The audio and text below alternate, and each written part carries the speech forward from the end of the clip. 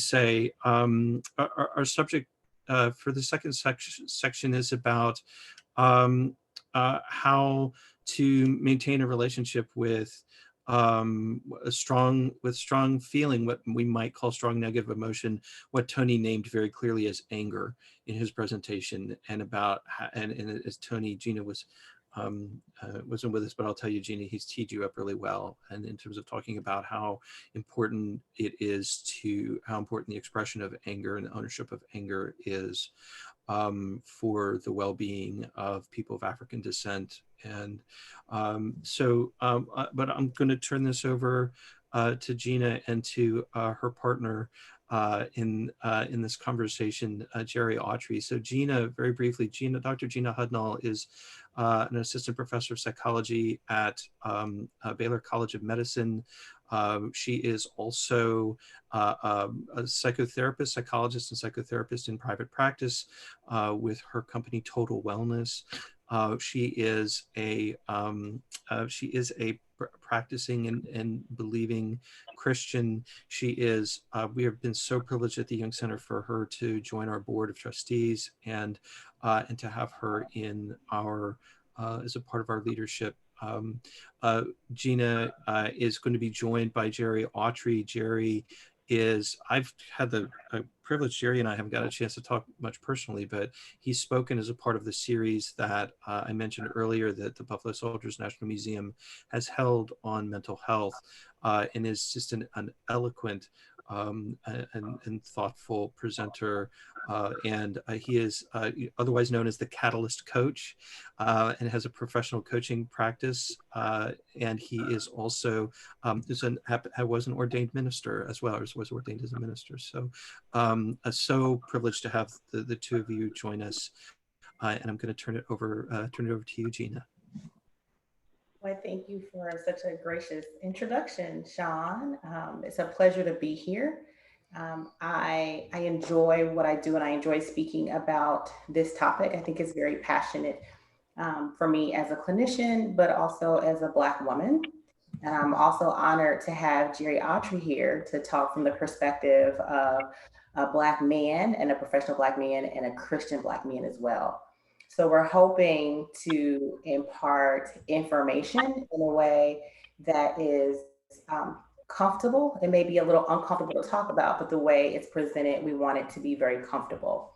And we want it to be a dialogue between Jerry and I and all the participants as well, so that we always want to make sure that we leave our space better than what we found it, and that we impart, some information and some stretching of idealization in a way that facilitates a desire to continue learning beyond this space. So with that being said, I am not the person to say, please hold all questions to the end. If you do have a question, by all means, put them in the chat or unmute yourself and ask, and we can go from there. So what I want to start by talking about is how in a therapeutic space as a psychologist, how we identify, understand, and work with anger in the Black community, and to identify that the source of anger has been something that has just been, it's not new, and it's been building for a while, and COVID has created a broader lens for this anger and a broader space to identify it and a broader space to deal with it in a professional setting, which is a psychology office, but also in a public space as well.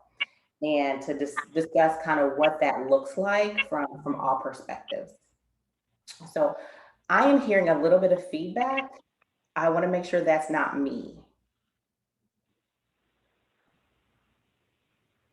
Okay. Could we get just a little, let me listen as you talk some more. Sorry, Gina. Okay. By all means, if that is me, let me know and I'll adjust whatever I need to adjust.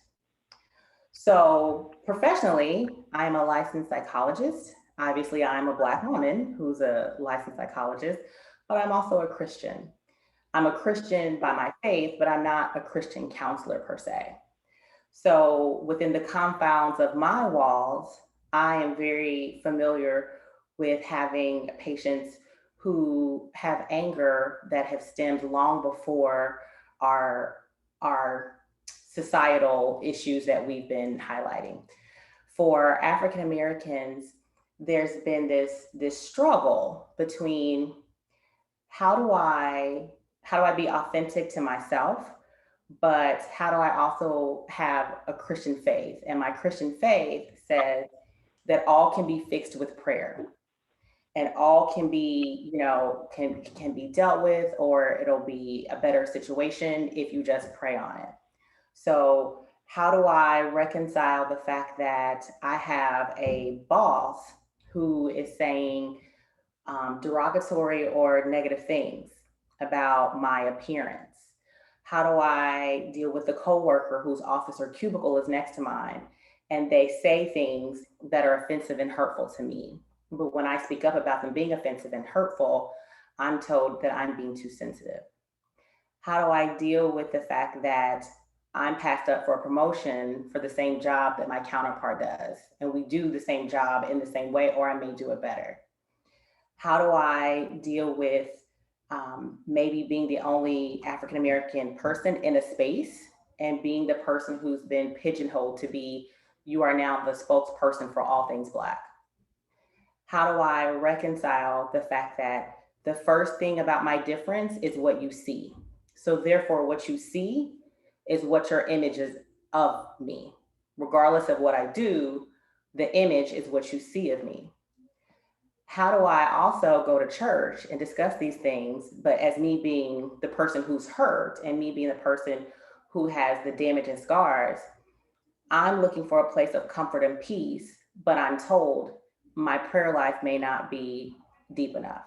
If I'm still in pain or if I'm still hurt, there's something that I'm not doing to make this go away.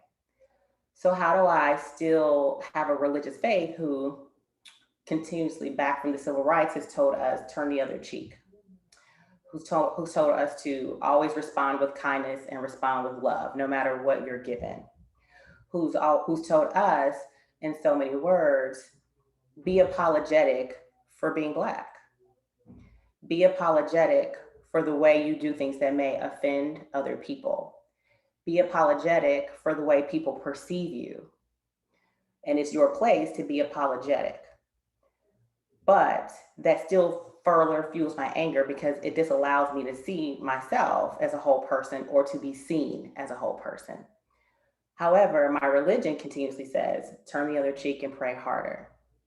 And that's a catalyst of a push pull for many Christians of my religious faith tells me that I should just keep enduring.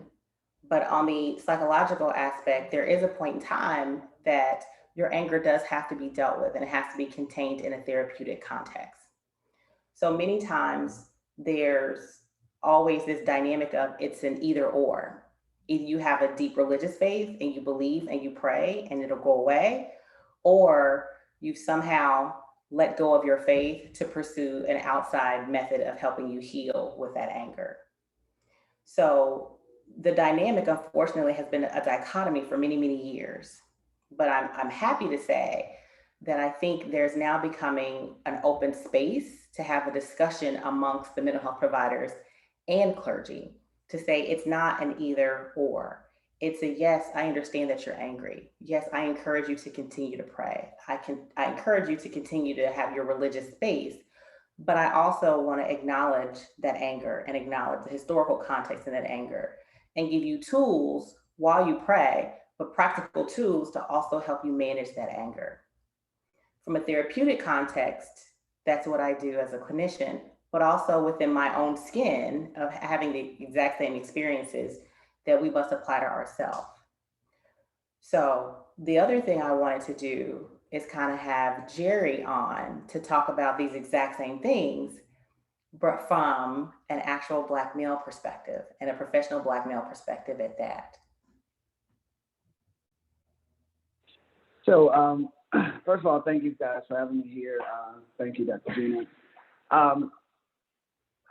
So much of what you said resonated with me from the standpoint of having to be kind of that designated spokesperson and to be that designated negotiator, that designated translator, that designated police officer to have to correct people and bring to their attention that what was said or done was inappropriate and offensive. And you're right. It's almost like you have to apologize for being offended or apologize for having, for being able to express your thoughts and feelings. Now, for me, the challenge has been, being a dark-skinned Black man professionally and having to walk on eggshells to not make people uncomfortable because it seems like when I speak up, the words that are used to describe me are aggressive versus assertive, or that I'm being difficult. I recently had a situation at work where, there was a Caucasian male that I outranked in the org chart. I outrank him, and he was very out of line, and to the point where I had to stand up from my desk and ask him to leave my office and tell him that I will not ask again. And I was told when I reported it, basically that, he's a passionate person. And so I need to kind of make room for his passion. And basically was told to kind of get over it. And it happened on multiple occasions. It started happening to other people, and it continues to get explained away as he's just passionate. There's no way I can get away with that. There's just no way.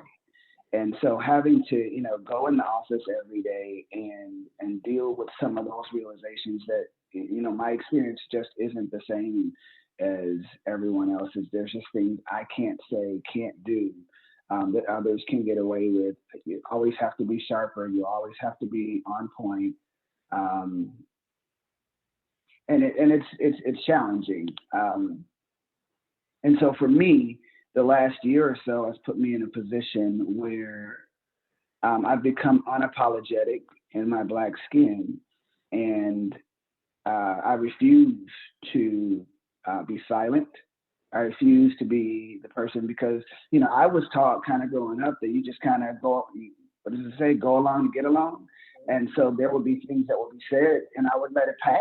I would let it ride because I didn't want to screw up my career path and I didn't want to offend anybody and, be labeled the angry Black man. And so I would just say nothing.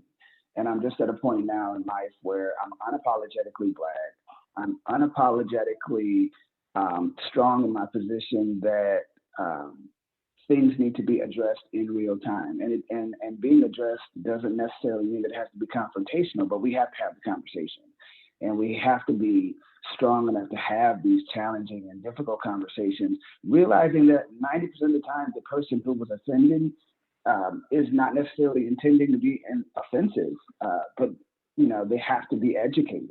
And so being bold enough to have that conversation and let the pieces fall where they may. And that's just kind of where I am in life is, I'm going to speak up, I'm going to say something, and that's whether it's at work, that's if it's at church.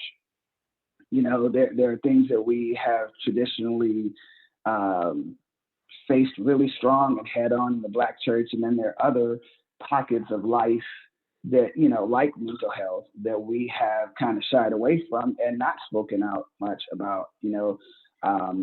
We have, for most Black churches, I would say historically, we don't deal much with mental health. And yeah, you're right. It's one of those, pray about it. And, if your faith is strong enough, you'll get through it. And, having done all the stand, and we quote all those scriptures and almost frown upon telling somebody to potentially go and get some counseling, because as we all know, anger is a secondary emotion. And if somebody's presenting themselves as I'm angry, it's like, okay, well, we have to dig deeper and find out what's really going on here. And it may not be a spiritual matter. It may be, you're you feel betrayed, you feel looked over, you feel, and that's not something that just saying a prayer will make it go away. Sometimes you have to talk through your emotions and feelings, and the church doesn't always provide that space for that. So I'm definitely an advocate for getting, counseling or something outside the church to kind of help supplement, because everything's not a pray and it'll go away situation. I think what you said is spot on.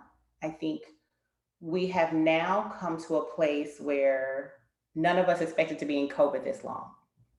Initially, we thought, oh, this is just a couple of months. Um, and at first, it was neat because no one knew how to operate Zoom quite as well. We all became kind of tech wizards in the beginning, with the Zoom parties and the Zoom teenies and teaching your loved ones how to work Zoom. I've never seen so many foreheads and ceiling fans, and trying to communicate via Zoom to my grandparents. And at first it was fun, but then Zoom fatigue hit. And then people's resilience started to get lower. So when your resilience is lower and your distractions are pulled away, you're left with time, and you're left with you, and you're left with either introspection, and you're left with being dialed into what's going on around you. So during COVID, everything was pulled back and we were dialed into the world. So whereas many civil injustices were not new, but all of the distractions were pulled away and the world was now watching.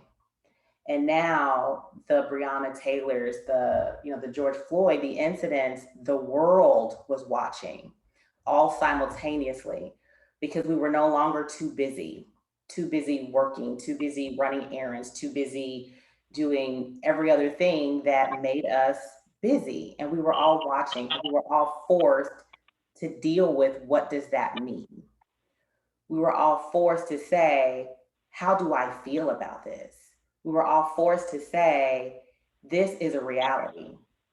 The things that maybe were said before of, oh, it's just one or two incidents, or what could that person have possibly done, to be in that situation. Now we were all forced to pick a side and take a stance on what that meant.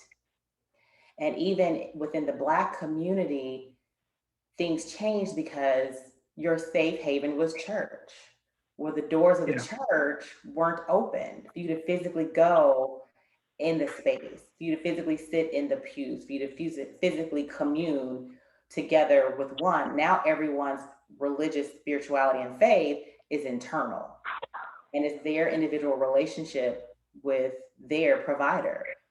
It's not necessarily the same that it's been before. So it really, for some, was very difficult, because the one thing that did kind of, for them, put a Band-Aid on it was the collective communal spiritual act wasn't there. So now you're really just dealing with your feelings and your emotions in a space with all of your coping strategies peeled away. And that caused yet even more just anger and even more emotions that needed to be dealt with. And whereas mental health needs have always been there, mental health acceptance has become greater, and referrals and people seeking help has increased at least threefold. Mental health providers are taxed and are filled to the gill with patients, to the point that they're also facing burnout, because now people are saying, all of my coping mechanisms that I knew before are gone. So now what can I turn to help me deal with and process this anger? And even scripturally, there's nothing against anger. It's do not sin if you're angry. So now we've expanded our terms of, now how do I deal with this anger? Because the things I was doing before weren't working, and the coping skills, which is the doors of the church, aren't available anymore. So now we're collectively in this space of, how do I deal with these layers? And not just this being the layer of the beginning, but this being the catalyst or the boiling point of things that have occurred for years. This just was the moment that everything was taken away and the distractions were taken away to force me to sit and deal with it and make a decision on what we're going to do with it. You know, I think that a lot of folks experienced, you know, when you look at how many folks have separated, I don't know what it's like in your circle, but you know, COVID and folks being at home and having to deal with their family, and you know, people are selling their houses or doing renovations, and you know, you were kind of just stuck at home to deal with you and your world and your stuff. And if it was good, that's great, and it was refreshing. And if it wasn't, you heard a whole different storyline from folks. And I think that part of what was happening, you know, because we kind of had the pandemic going on at the same time, we had this uprising for social justice going on. It added an extra layer of angst on whatever it is you were already dealing with at home. And I remember sitting at home at one point thinking I felt like I needed to do something. I wasn't comfortable from a health perspective going out and participating in marches. And so I just felt like I was at home and I was being idle, and I should be doing something to support the cause. Like, how do I lend my voice to this? And so I decided to take to social media. But I think that a lot of folks were just kind of sitting at home frustrated. Like you're sitting watching this evolve on television, and you feel like there's nothing you can do to stop it. And the feeling of frustration and powerlessness and sheer exhaustion was unrelenting. And when you're in a situation where, you know, as a leader in the church, you know, we could not offer the same type of ministry that we offered people in times past because we weren't gathering together. And so we were doing kind of these noonday Zoom prayers and just trying to connect people to provide them a little encouragement. But it's hard to do that when we can't touch them. We can't reach out and touch them. We can't really engage in dialogue like we wanted to. And even when you do have those Zoom meetings, you're wondering, you know, are we making an impact? You know, is it getting the job done? It's hard to gauge because, you know, even then I'm sitting at home. Everybody else is sitting at home. When we get off, there's no sidebar conversation. There's no talking as we walk out to the car in the parking lot. So I don't know how this is coming across to other folks. And so even then you're sitting at home wondering, as a faith leader, are we doing enough? And then there's the exhaustion piece of, there was one report after another. So it wasn't like we were just dealing with what happened with George Floyd. There was the Breonna Taylor incident. There was the whole fact that people can be murdered, and we don't want to call it murder. People can be murdered, and we know who did it, and they're still walking the streets. And you just feel like, you know, what can I do? And you don't want to be so jaded that, you know, you're angry all the time. But I remember having this anger that I didn't know what to do with. And I prayed about it, and I was still angry. You know, I talked about it, and I was still angry. And I felt like I was a pretty strong person, and I've got a great, you know, faith walk, and I feel stable and so forth. And I could just only imagine what folks are going through, because I know what my own experience was. You know, I cried until I just didn't have tears anymore. I remember just sitting and looking at the TV and just shaking my head. Like I couldn't pull up any more tears. And the fact that this could have been me, it could have been my nephews, it could have been my niece, it could be my sisters, my brothers. It could be anyone. You know, if I could share a story, I remember the day that Philando Castile was killed. I had, you know, my whole adult life, I refused to own a handgun. I didn't want to get the concealed handgun license. because I knew that when you get stopped by the police, you have to give them both licenses, and then that starts a whole thing that puts my life in danger. And so I never did it, right? And so I finally, someone at the office was licensed to teach the class, and they put something on our intranet site saying, they were going to do this class for any coworkers that were interested. So I took the class, got the license.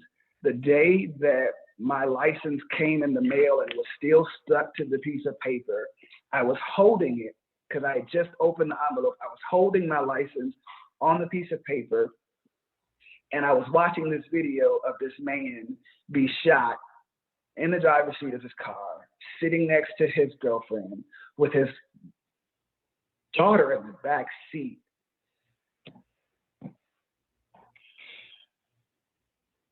It's hard. And I remember thinking to myself, like, everything they told us to do in that class, he did. They told us that you have to present both licenses. He did that. They told us you have to let the officer know that you have a gun in the car. He did that. If the officer asks you to present the weapon, you have to do that. The officer asked for it. When he turned to get it, he shot him.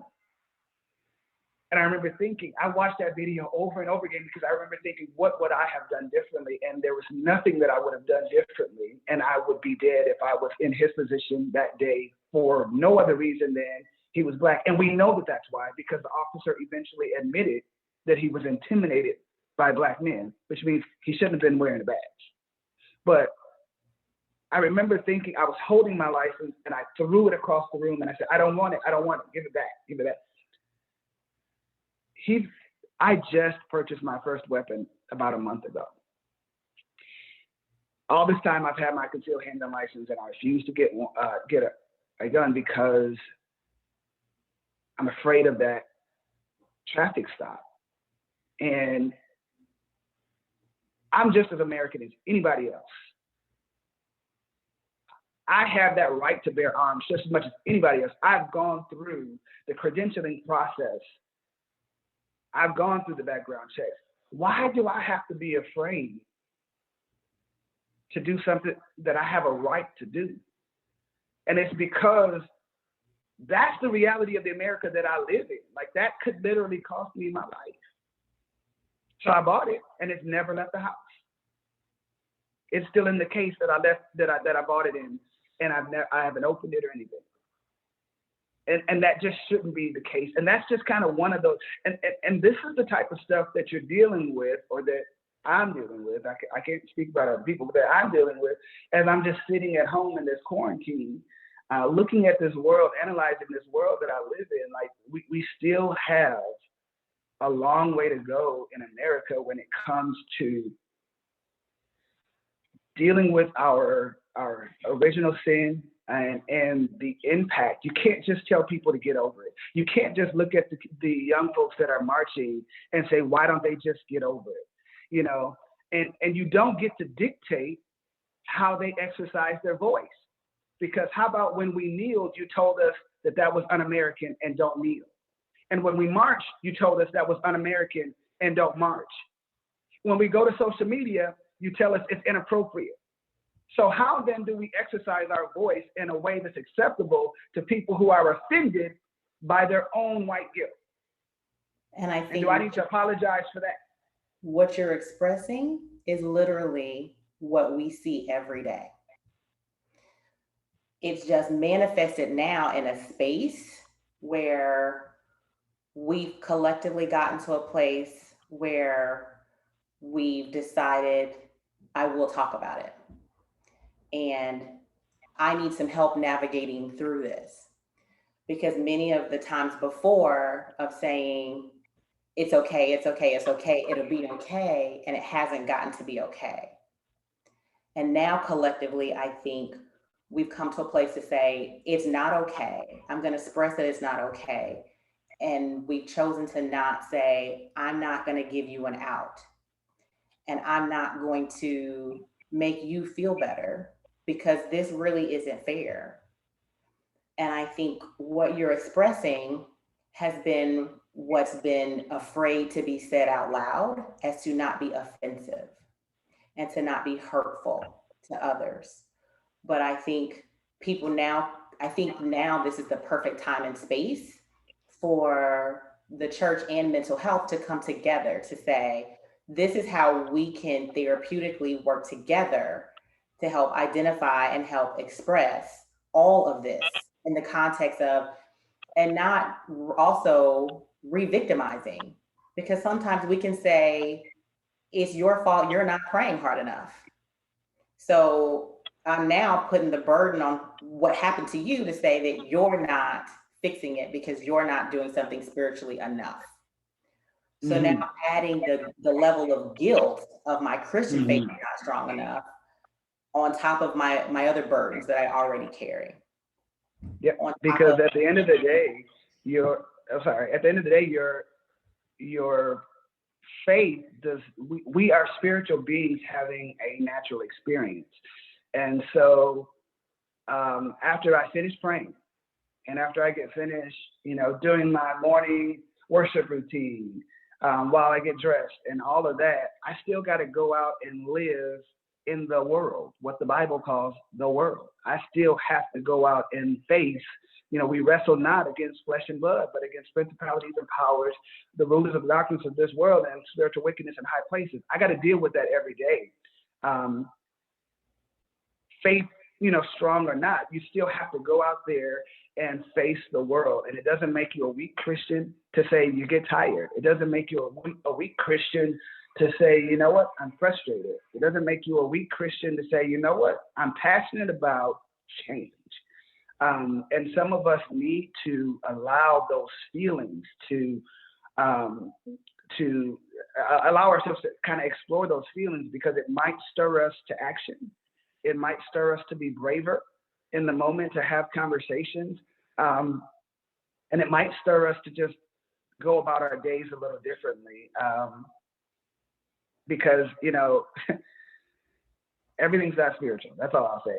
And I know that, being an ordained minister, and I know that's not always the orthodox message of the church, but everything's not spiritual. This is not a racism demon. It's a mentality. It is a culture.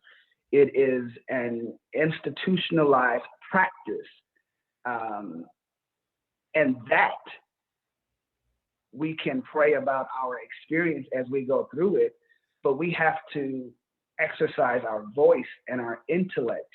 And we have to address this culturally, not just in the prayer closet. We have to address this organizationally, in the places that we work and that we serve in our communities. We have to address this in our homes and with our families and with our friends. When we're out to eat and we're at the barbecue and something is said or done that's inappropriate, somebody's got to be brave enough to step up and say something. Don't whisper a prayer under your breath, Lord help. That's why you're there, to be the help, to stand up and say something. So I think that's kind of my take on it now. And I didn't feel this way 2 years ago, but I strongly feel that way today. I think there's a space, and some other things I've dealt with in my office is, like you said, how do I mobilize? What do I do? What's my part? Because you're passionate, Jerry, but everybody is not that let me come to you in the restaurant and tap you on the shoulder and tell you how you're wrong person. I think this has also been a good time to have everybody say, what are your values? What are you good at? You can contribute in many, many ways in making action.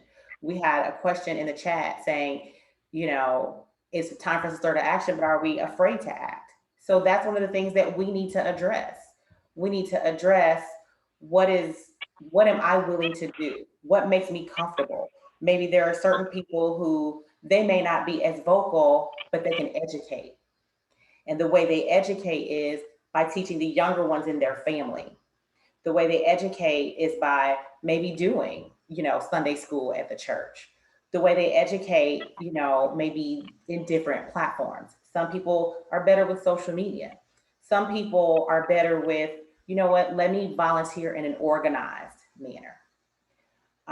So I think this is a perfect time for everyone during COVID, while the world quite hasn't opened up yet, to still fully explore, what am I willing to do? What makes me comfortable? What can I do?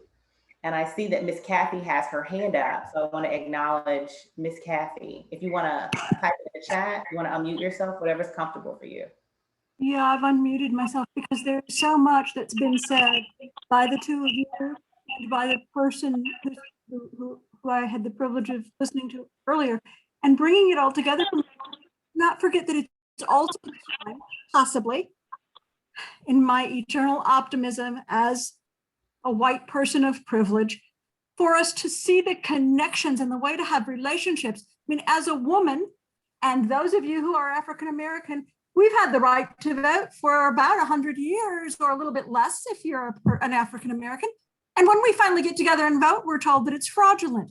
As a woman, I'm not told that I'm aggressive. Oh my goodness. I would say thank you very much and smile. I'm called all sorts of derogatory names and then told ultimately that I am crazy. That's what we do to people who try to express anger without violence, but in a way that makes other people uncomfortable, because sometimes the truth is uncomfortable. And we could all gather together and we could all work together. It's, you know, we just had 8 people who were neither white privileged nor African American who were killed in Atlanta because the man who killed them had a bad day. That's nonsense. That's ridiculous. When can we all wake up, look at the world and look at each of our own selves and say, this has got to change. We've got to find a way, and we've got to do it together. We don't need to just find a different other to make the bad person. We are the bad people. I love your passion, Miss Kathy. I agree. I think this is the time to figure out what's comfortable for us, what's comfortable for each one of us to make a change, but to be committed to it. Again, all of this is getting a greater attention because we're not as distracted, but the world is opening back up with more vaccinations, with less mask rules. It's coming. But what are we committed to doing? What are each one of us committed personally to doing? So I love the fact that we're powerful. I love the fact that we're passionate. We need to make sure that this power and this passion is consistent beyond just the COVID quiet.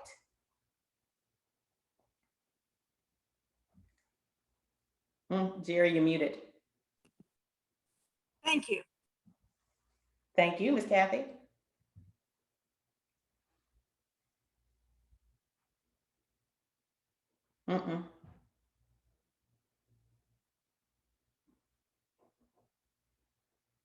I'll give you a second to hit a button or two to unmute.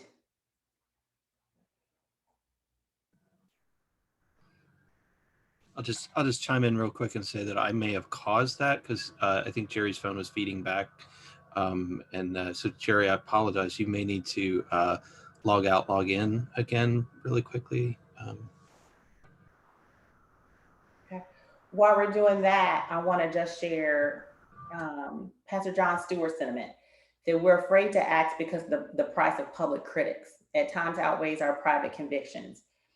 Yes, we have been afraid because of what others will say, what others will think about us. Will others think we are going against the grain? Will others think, like Kathy said, the derogatory words were called? As women, collectively, we are less than. We don't make the same amount of money. We don't have the same amount of opportunities.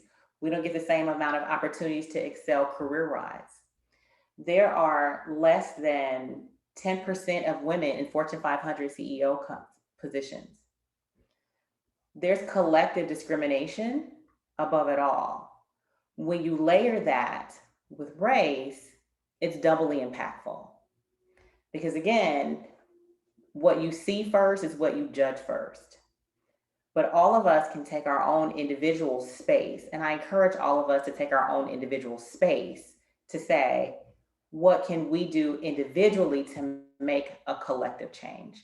I am proud. The church has been a staple in the Black community for hundreds of years. The church has instilled hope during the most horrific of times. Hope has been needed in order to continue to go on, to continue to say things will get better. Hope also mobilizes with action, also mobilizes with effective mental health to effectively process and deal with the anger that comes along when that hope is dashed, or that comes along when the change that you've been rooting for still looks like it's the same 100 years later. So the church has played a wonderful and fascinating role in the Black community and will continue to do so. I think it's time to expand it into the area of activism and mental health to collectively and effectively move everyone forward. The anger is not going away. The anger is actually probably mounting. As they say many times, things get worse before they get better. I think now is the time to deal with that head on and to identify that this is anger. Also, to effectively still have hope, though, and that's what the church has done. It is effectively giving us hope. Can you hear me now? Yes. So I was going to say that, to Ms. Kathy, I think that the difference with this movement that we saw over the summer was that, because I heard so many civil rights leaders who were a part of the 60s and 70s movement say this time it's different. And I think that the reason why we kept hearing them say this time it's different was because I feel like, for the first time in my 42 years, it didn't feel like it was a Black thing. It didn't feel like it was a Black problem. I felt like America was realizing this is our problem and that we may experience it differently. But that to your point, Ms. Kathy, like, just because you're a white woman doesn't mean that you can't be angry either about the same thing that's making me angry. And that people were willing to come together to say, we are angry, we want change. I think that was what was different this time, was the collective voice looked so different.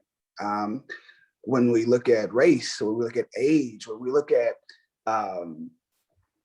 economic, position, everybody was upset. You saw all walks of life, all faiths. You saw people come together to say, it doesn't matter where I'm from, it doesn't matter how I worship, it doesn't matter how much money I make, it doesn't matter what neighborhood I'm from, I don't like this. And we need to focus on making this better. We need to demand justice.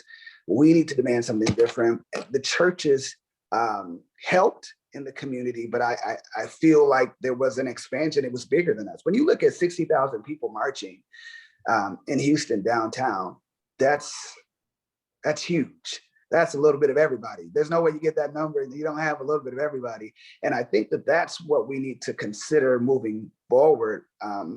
Gina, you just said, as we're opening back up, we're not just going back to a life with no masks at some point.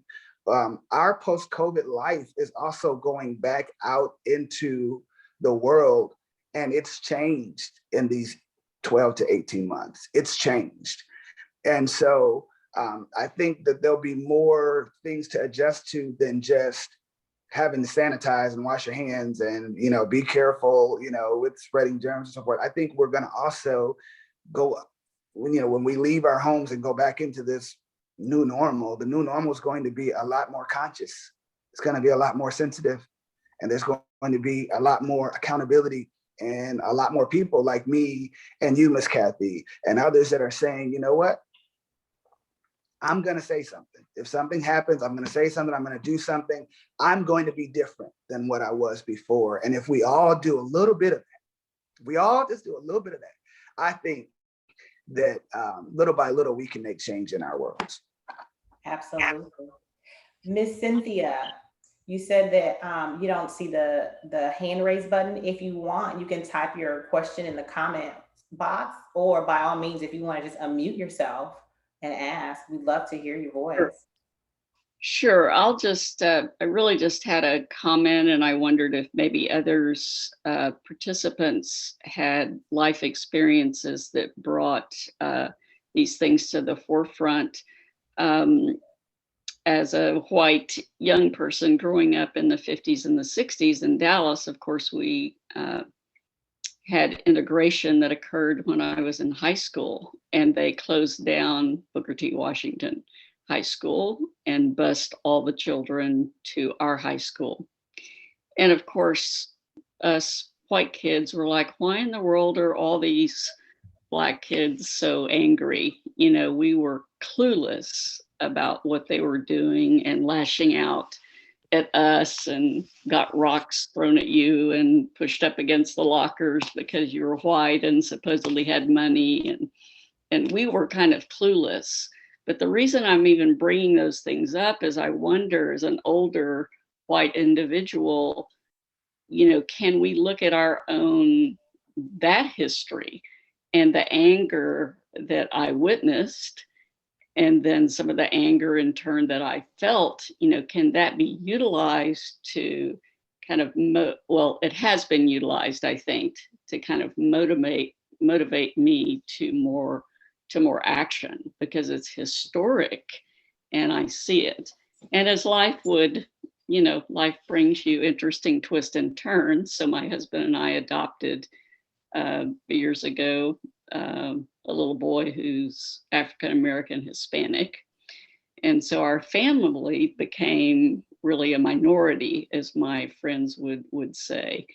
And he lives in Seattle. He marched after George Floyd's death. And of course, my fears, as I believe as a white person, my fears, and then my pride for him as an individual doing what he did, and he spoke out and did a lot of work around this. But I think some of us older individuals, I wonder if we can review in our lives what we experienced early in our lives, and bring some of that discomfort and some of those stories forward to be utilized during this time. Absolutely. I think the fact that you choose to even reflect back on that time period, and you choose to reflect back with a broader lens instead of just saying, well, they were rude, or they, you know, were here and they changed our dynamic. You chose to look back on that time with the knowledge you have now with a different lens. You choose to view what's going on now with a broader lens of a not just this is their problem, but this is our problem. So absolutely, I love the fact that you're choosing to look historically and change the narrative moving forward from your experience and from your perspective. And now you have the perspective of a white woman, but you also have the perspective of a parent of a minority child. So your perspective is broadening. Your perspective, yes, absolutely, can mobilize you to whatever it is that you're comfortable with, of just changing the narrative within your own friend circle. Because I'm sure there are others in your circle who may not share your thoughts and opinions. Absolutely. And so, and it really, I mean, we can make change in many ways. There's the change that I'm unapologetically in your face, but there's also the subtle change of the conversations along the way that challenge people's thoughts. So both are necessary. There's not an either or. As when you see people on TV and the question was, why are they so angry? Why are they so, you know, so violent? Why are they this? Because they're angry, because they're hurt, because they're historically just tired. There's many ways to get change. The civil rights movement was not just a one process. It was a process from the highly educated Blacks all the way to the grassroots organizations. There's many ways to come about change in the white community, just as there's many ways to come about change in the Black community. And I love the fact that we're choosing to make the change and choosing to change our perspectives. Miss Sandra, thank you. I see your hand up, Miss Sandra.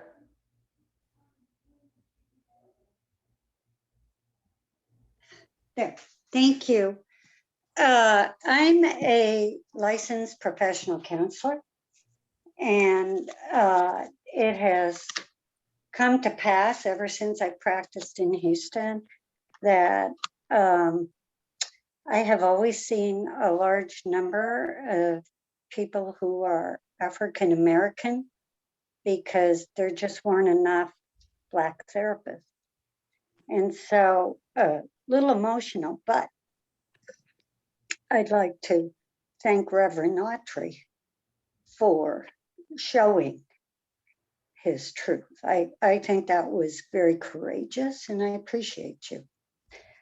And what that triggered for me is that over the last 5, 6, 7, 8 years, I've come to realize that as a white person, a very white person, my primary role is to give witness. That sometimes we join our heads to think about how to deal with racism in the workplace, which is profound. And just like Reverend Autry said, you know, that discrimination is visual, that is felt for being able to hear that non-defensively. And one of the most important things I've learned, and I wanted both your feedback on this, was being very, very comfortable, and I promise you I am, when my client says passionately, I hate white people. I just hate them. And it's as if for a moment we have transcended the office to a different plane of experience where they allow me to join with them in that suffering. And I don't want to speak, you know, euphorically or anything, but I do believe at times that it's almost transformational. But I think the therapist has to be prepared as much as humanly possible to leave every preconception they have about the space of the world in which they occupy at the door. And that is totally true for me. I won't speak for others. And I wanted your feedback because truthfully, I don't think I'm the saddest, but I always feel profoundly honored. So I'll just zip it there. And thank you. So I'd love to respond. First of all, thank you for that moment of transparency. There's a show that I love called This Is Us. And they do a great job, in my opinion, of hitting current events and hitting, you know, real interpersonal family issues. They took a break, of course, during COVID. And when they came back, one of their characters, Randall, is an African-American man who was raised by a white family, and he's got these 2 white siblings. And watching Randall, I love the way they handled Randall's experience of watching, you know, the George Floyd murder, his interaction with his family. They were trying to be there for him, but they didn't know how to reach him. They didn't know how to connect with him. And here he is, a Black man in a home with a Black family. You know, he had his wife and daughters, but his wife didn't even know how to reach him. And so when you made the statement about sometimes they're looking for that Black therapist, I appreciate that you don't take that personally, because there sometimes is a feeling, and I can say as a Black man, there is a feeling of sometimes I just feel like no one can understand certain aspects of my experience except another Black man, because there are things that come along with that extra layer of gender, and that's whether you're straight or gay. It's just there's a Black man experience that, you know, at some point Randall changed therapists in the show, and he told his therapist, I think I need to speak to a Black man. And so he goes there, and there's this unspoken understanding at times where he can be silent in that session, and he has that faith and trust that his therapist understands what he's experiencing and how he's feeling. And I was so grateful to see on the show that he actually sought therapy, because, you know, a lot of the time we don't, particularly as Black men, we don't, we look at it as a sign of weakness or so forth. But he actually, you know, his wife asked him, "Are you okay?" And he said, "No, I'm not." And the fact that he sought therapy, I personally related as the storyline evolved and he eventually decided to go to the Black therapist. I was sitting on the couch nodding like, okay, I get that. I understand that, because there's a level of openness that you feel comfortable being. You're not fearing being judged. You're not feeling like you have to give a backstory or an explanation for everything. Like there's this feeling that this person gets you right away, which may or may not be true. I just think that there's that inherent thought, and I think that's why people do that. But thank you for sharing that. And that's just my personal reason why I think people say that. But you're right. We probably could receive therapy from anyone. It's just, you know, when you can break that wall down and they're considering you an ally enough to be able to say that, make that statement, I think you've made tremendous inroads with that client. And I think that there's a level of trust there that is invaluable for them. And I think that it's critical for that process, that therapeutic process. You got to get there. You got to get to the thing under the thing under the thing under the thing. And when you hear them using that language with you, you've gotten there, and you've gotten to a safe place where they can really share their heart, because it's tough. It's tough getting there. A lot of us have not vocalized this. A lot of us have felt it and thought it, but not talked about it, let alone talked about it in the context of therapy. We don't talk about it in depth with our families. We don't talk about it in depth with our friends. We don't talk about it at church. I mean, there's that high level conversation around I'm angry, but then there's not that dealing with the layers of why, you know, and how that anger is having an impact on my life, and how it's impacting how I deal with my friends and my family and my coworkers, and how it's impacting the decisions that I make, the things that I decide to do and not do, things I decide to say and not say. Like we don't get that deep. We just talk about I'm angry and this isn't right. And so to be able to peel back those layers and be comfortable and expose your heart to somebody, I think you make great inroads. And so kudos to you as a therapist that you're having those experiences with. But I'll also say, you know, if someone tells you that whole, I feel like I need to talk to a Black therapist, it's not personal. It's just they still have that mental block to get over where they feel like no one's going to understand them except someone that looks like them. Yeah, I agree. And Sandra, I'll speak from being a Black psychologist. As a Black psychologist, you struggle. Psychology is still a business. We're clinicians, we've in private practice, it's still a business. So one of the things you struggle is, do you put your face on your website? Because if you do, the world knows you're Black. And if they know you're Black, they judge your business. They judge you by saying, oh, you're a Black therapist and you only see Black clients, or you can only help with this certain type of situation, or your business must operate in this kind of way.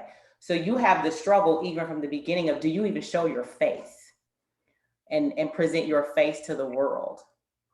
Then when you do have the person come through the front door, you also have the view of, you know, are you truly equipped? Are you truly, well-versed in what you do? So for instance, yes, we get calls all the time saying, I specifically want a Black woman therapist. I want a woman because there are issues I'm going through as a woman that I need somebody to relate to. I need a Black woman because I need her to understand that I'm transitioning my natural hair to sister locks. And I need you to understand what this feels like for me in my appearance, and how the world is looking at my appearance and judging me on my appearance.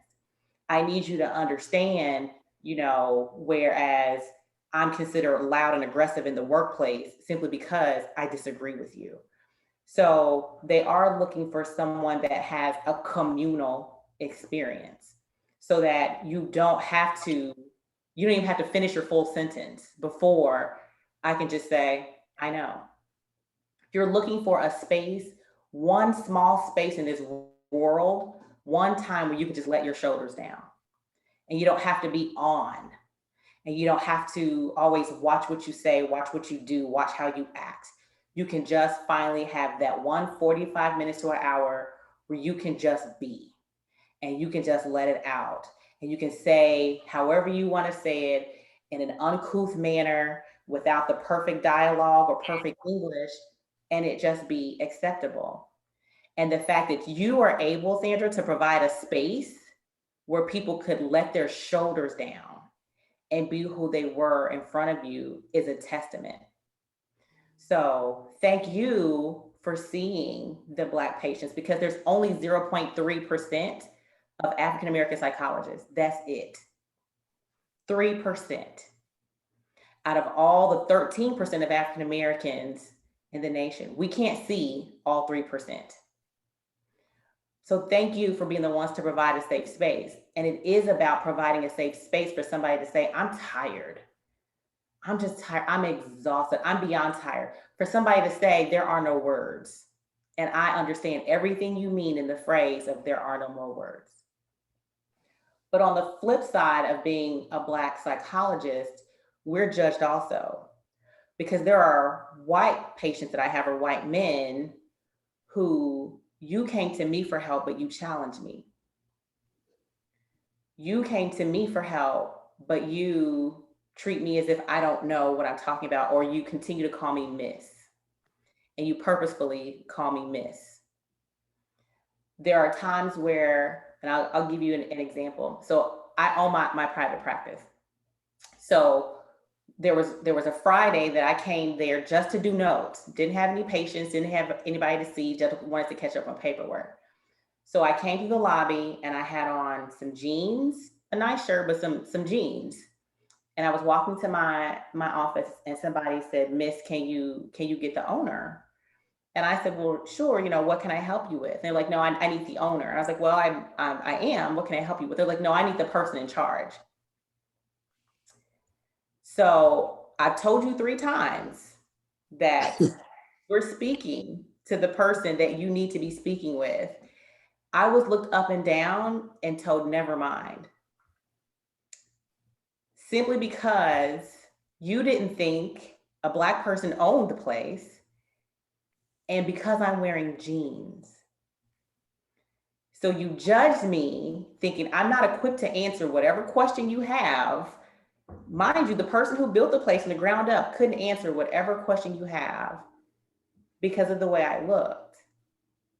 So as a Black therapist, we have our own, we still live in the world. And we still are subjugated to the way the world sees us, which provides us that communal experience of that communal ability to say, I get it.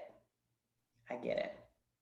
So the fact that any therapist is able and willing to take on the anger and the heaviness and the complexity that comes along with unburdening ourselves is a kudos. And a good therapist is a good therapist is a good therapist. And one who can take things and understand that it has its place. Because I have clients who we have a very different philosophical belief system. But that doesn't mean I can't take on what you're experiencing. That doesn't mean I can't take on the heaviness that comes with you and can still be with you and walk with you in this journey. So yes, people do want a communal experience, but at the end of it all, a good therapist takes on the heaviness and the complexity and the experiences that comes along with that person in that room. And that's really what makes therapy valuable. And Pastor Sean just made a good point in the chat. You have to leave room for the patient particularly, I'll speak for if you're working with Black men, you have to leave room for them to, we're not going to come in the room and get naked right away. You know what I mean? Like I may be here because somebody talked me into seeing a therapist, and I might be here to appease, you know, my mother or appease my spouse or whatever, but that just got me to the door. I still am very likely going to be guarded until we get that trust and that unveiling of the true heart, and really getting naked in front of that therapist. That takes time. And so making the assumption that because they made the call to schedule the appointment, they're totally open to therapy, maybe it's not a it's true, but it's partially true. So they there might be drivers that cause them to make the call, but they're still probably very nervous, very skeptical, potentially afraid of this interaction. You know, you're talking to people that don't even get that transparent in front of their loved ones or their spouse, or, you know what I mean? And so, it's uncomfortable.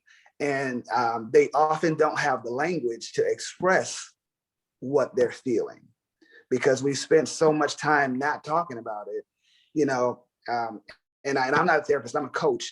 And in my coaching sessions, sometimes I have to give them like a page of feelings.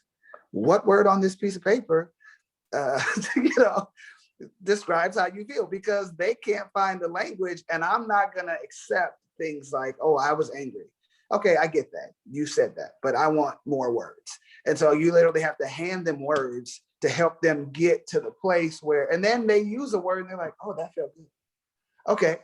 And they notice that when they use that word, you didn't have a negative reaction. You didn't judge them, And so over time, they're like, okay, I can talk to this person. And they get better at using feeling language, and they get better at being transparent, and they get better at trusting the process and trusting you. But please don't shut down on us early on when we come in with all of our walls and guards and so forth, because just because we're here doesn't necessarily mean we're ready for that level of, I ain't ready for a deep dive. I'm putting my ankle in the water. We might get halfway up my knee today, but I'm not diving in, you know what I mean? And so it's just we're not used to doing it. We're not used to talking about our feelings. We tell boys they can be angry, but we don't really tell them they can talk about anything else. And in most Black families, they're trying to raise that boy to be a strong Black man because the world is hard out there, So we're just not taught to be expressive on feelings, and you develop this either spoken or unspoken feeling of that's being soft or it's not being a man. And so we just don't do it. And then we grow up and we realize we're emotionally unavailable. We are unstable and often angry. And it's kind of like, you have to talk to somebody to kind of peel back those layers. So yes, I see more of us going to therapy, but I think it's a process. Absolutely. And on the other side for women, like, why is she so loud? She talks so loud. Sometimes we're just loud. Sometimes. But sometimes we've been conditioned to be loud because you don't hear us. You don't hear me. When I've tried to be polite, when I've tried to be nice, when I've said it in my nice docile voice, you don't hear me. So I've gotten accustomed to being loud because at least you've heard me. You may respond negatively, but you've heard me. So there are times that someone may cross your path. You may be like, oh my God, she's so loud. Well, sometimes it's cultural, because sometimes if it's too quiet in the house and we're not all talking over each other, something is wrong. But sometimes it's, you're not hearing me. So I'm here to let you be heard. And if that's at a decimal at 50, as long as you're not disrupting my neighbors, fine. But we have to take all that comes along with it, and we have to understand how we were raised. Black women are raised to be superwoman. I am so sick of that term, superwoman, because we were not built to carry the weight of everything on our back without assistance. We were not built to wear a cape and take care of all things by ourselves with a smile and to never complain. That leads to anger, that leads to stress, that leads to hypertension, that leads to early death. The way we've been historically conditioned and raised is not one that's conducive to seeking help and asking for help or getting therapy. It's only been probably this latter generation Z and X that have made getting help more acceptable. But more of the children in the 60s and 70s era, getting help was dealing with it on your own. So there's a historical way that we were raised that doesn't foster asking for anyone to do anything for us, but you do it on your own. And that's what makes you a man or a woman, is that you take care of it on your own. And as we see, that's caused damage. So we're shifting the narrative and shifting the culture to one of saying, I'm choosing to redefine what healthy is.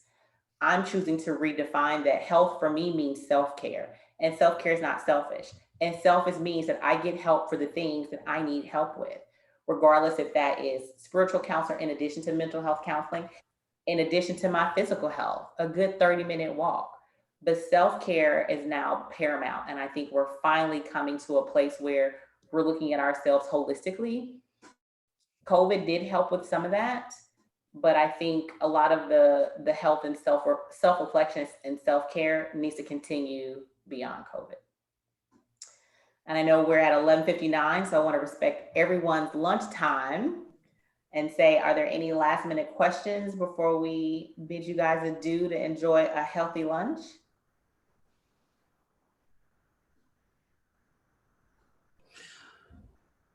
It's not a question, but it is my heart is just so open with the whole entire conversation from this morning, and how beautifully you two have facilitated this group. It is a fabulous conversation. And thank you for your vulnerability and your intelligence and your warmth, and for making this such a real and tangible conversation today. Thank you. From the bottom of my heart. Thank you. Thank you, Michelle. You're welcome. Thank you. I just want to say ditto. Michelle, you said it so well. Thank you, Dr. Hudnall and Jerry. Thank you so much. Gina, you've zoomed in from vacation to be here. So please get back to it. And thank you so much. And Jerry, thank you. And I'm so grateful to you too, because you'll be back with us right after lunch, helping us hold the next conversation, which begins at 1 o'clock. So with that, we will end for now. It's noon, 12:01 Houston time. We'll start again at 1 o'clock. And again, Gina and Jerry, thank you so much.